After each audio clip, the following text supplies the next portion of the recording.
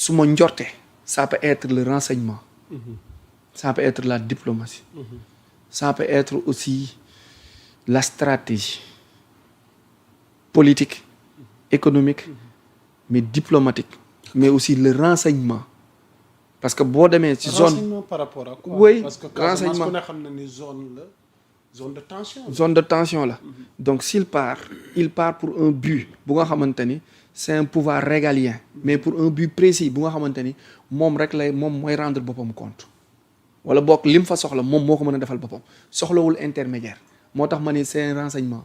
waaw loolu tax jar na yuuxu.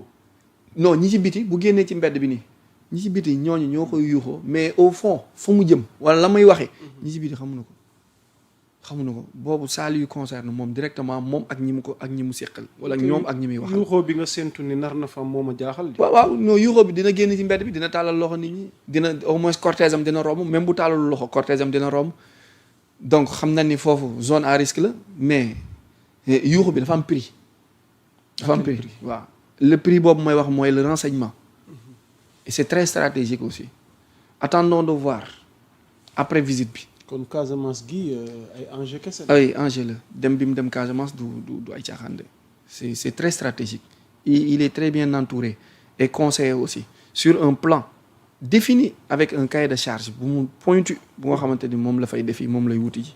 ok du ay faux.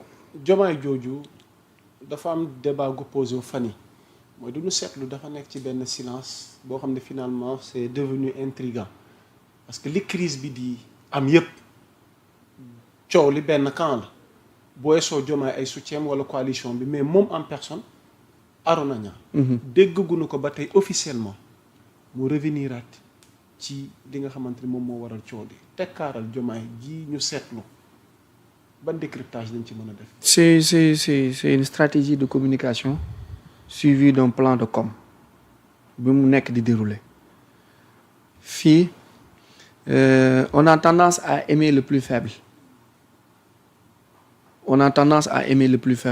mais on a tendance aussi à supporter celui qui supporte plus les injures et qui parle moins on a tendance à plus aimer finalité bi laa wax de à la personne victime à celui qu'on appelle poli yaru dafa muñ day utiliser silence dañ koy saaga rek c'est une stratégie de communication qui va donner ses fruits dans le temps et dans le futur proche parce que Sonko sax am na benn jour mu ko doon wax ci discours am mu naan dem ngeen ba naan man maa bon moom moo baax te loolu mën na bañ a demee noonu parce que moom dafa noppi te noppi boobu mu noppi xamuñu lan moo nekk ci ginnaaw ak lan lay wax ak lan lay jëf ak lan lay def mais masse bi li mu observé mooy kii mooy wax kii mooy critiquer kii moo noppi donc kii ñi ngi koy saaga mu noppi léegi la masse a tendance à se mettre dans le côté des plus faibles moo tax man la progressivement que les injures s'augmentent autour de lui progressivement on fait son nom et progressivement il deviendra quelqu'un d'ici 2027-2029. ok mais Arona dafa am loo xamante ne xam naa li ñu dese ci waxtu bëriwul.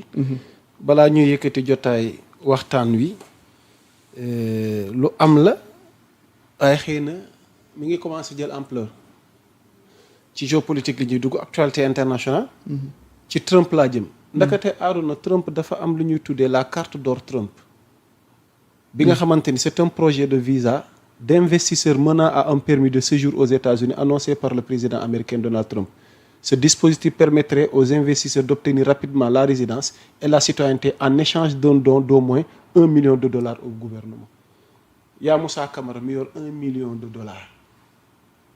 xobet bu ko neexee tey mu dem soumissionné ji pour am carte googu te bu amee carte gi dinañ ko jox mu dëkk te bu toppee procédure yi dina dem ba doon citoyen américain mais liñ ci visé mooy dans la logique d'une immigration choisie et que ñu am ay étrangers yi ñuy indil xaalis di ñu indil maanaam li nga xamante ni luy yokk suñuy ressources que ay étrangers yi nga xamante ni vraiment ñoom dañuy ñëw ak zéro bëgg fi yóbbaale dara.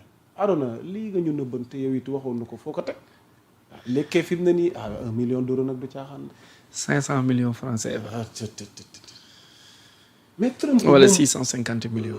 xalaat yi xeetu xalaat yi nu mu demee noonu Arona. ok explique-nous qu'est-ce qui se passe. bon il communique sur deux angles. Il communique sur deux angles. benn bi day def li ñuy wax move contre move. C'est une communication qui n'est pas réelle mais pour attirer l'attention de beaucoup pour détourner l'intention et l'attention pour que mu mën a jaar ci leneen. mooy sa première forme de communication puissante bi mu yor. mais beneen bi moom il est entouré par le lobby et il n'est pas financé par le lobby. parfois pour voter ko projet de budget de loi yi bu gañewul congrès bi wala sénat bi pour yenn projet yi du mën a jàll. par exemple je te donne un exemple ci xaalisu boppam la tabaxee mur bi séparé Mexique ak États-Unis mur en fer. en bronze xaw ma en aluminium la tabax.